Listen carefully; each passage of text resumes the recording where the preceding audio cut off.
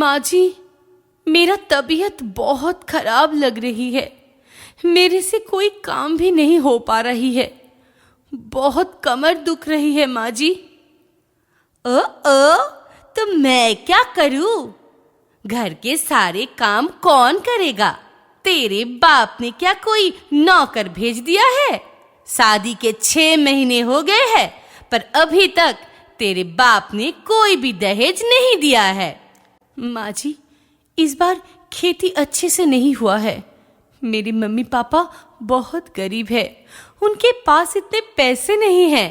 तेरे बाप के पास पैसे है या नहीं है, उससे मेरे क्या? शादी से पहले मुझे बोलते तो मैं ये शादी कभी नहीं करवाती। कितने अच्छे अच्छे घरों से रिश्ता आ रहा था। ऐसा मत बोलिए माँ जी, अभी तो मैं प्रेग्नेंट हूँ और रवि भी ठीक ठाक कमा लेता है। हम लोगों की तो कोई प्रॉब्लम नहीं है ना। क्या बोली तू? ये बोलकर बीना मोनिका को मारने के लिए लाठी उठाते हैं और तभी मोनिका का भाई उधर आ जाता है। अरे दीदी, आप कैसी हो? आपकी तबीयत कैसी है? आ गया तुम्हारा भाई। अब उससे पूछो शादी का दहेज कब देगा? आंटी जी, आप कुछ दिन रुक जाइए। पापा जुगाड़ कर रहे हैं। सारा दिन बहुत मेहनत कर रहे हैं पैसा जोड़ने के लिए। भाई, पापा ठीक है ना? मेरी चिंता मत कर, मैं ठीक हूँ।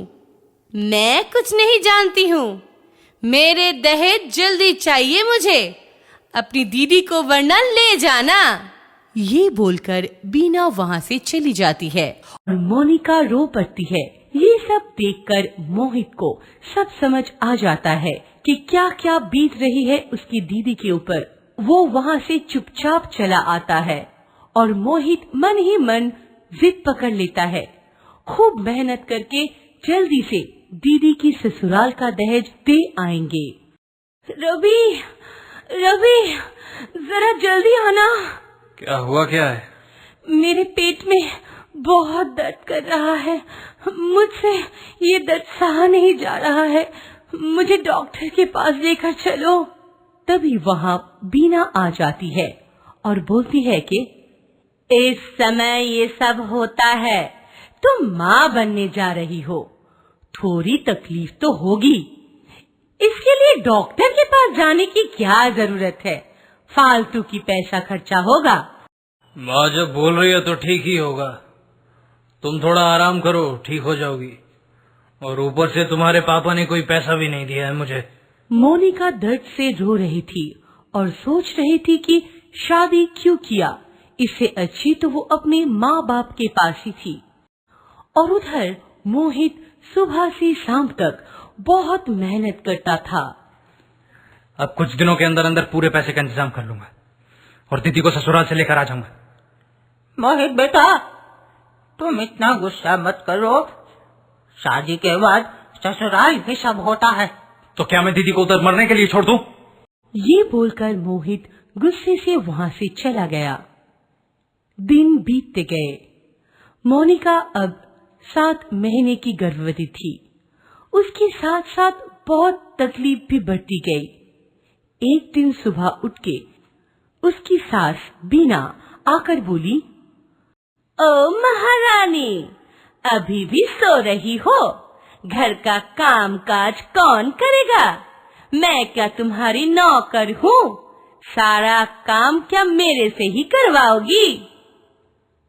माँ जी, कल रात सो नहीं पाई। बुखार था, पूरा शरीर दर्द कर रहा है, इसीलिए उठने में थोड़ा देर हो गई। रोज का नाटक तुम्हारा यहाँ नहीं चलेगा। जाओ सारा काम कर लो, मैं थोड़ा बाजार से आ रही हूँ। अच्छा माँ जी। मोनिका, मेरा नाश्ता लगा दो, मुझे काम के लिए देर हो रहा है। हाँ, मैं अभी करती हूँ। ये बोलकर मोनिका जल्दी जल्दी किचन में जाने लगी। तभी उसका पैर फिसल गया और वो गिर गई। बचाओ, कोई मुझे बचाओ। रवि, माँ जी। उस उसी वक्त वो बेहोश हो गई। अरे ये कैसे हुआ? जल्दी से हॉस्पिटल ले जाना पड़ेगा। रवि ने मोनिका को हॉस्पिटल लेकर गए और उसके साथ ही साथ सभी को खबर भी कर दिया। क्या हुआ मेरी दीदी को? इस टाइम पे उनसे आप लोग काम करवाते हैं? मैं तो आप लोग का पैसा लेकर आ ही रहा था और ये सब हो गया। मोहित, तुम गलत समझ रहे हो। ओहो, दीदी की इतनी चिंता है तो अपने साथ मायके क्यों नहीं लेकर जाती हो? हम क्या उसके नौकर है? सुनिए, मोनिका अभी ठीक है, पर क्या हुआ डॉक्टर? उसका बच्चा नहीं रहा। गिर जाने की वजह से बहुत खून बाहर गया है, इसलिए उसे हम बचा नहीं पाए। ये सुनकर रवि रो पड़ा और खुद को कोसने लगा। क्यों उसने जल्दी जल्दी खाना देने के लिए बोला और उधर बीना को मन ही मन बुरा लग रहा था। हुई ना आप लोग को शांति? ये लीजिए दहेज, रखिए अपने पास। मैं आज ही मेरी दीदी को अपने साथ लेकर जा रहा हूं। हॉस्पिटल में ये सब सुनकर मोनिका बहुत ही टूट जाती है। बच्चे के मर जाने के गम से उसकी दिमागी हालत खराब हो जाती है। धीरे धीरे वो खुद एक बच्चे की तरह हो जाती है।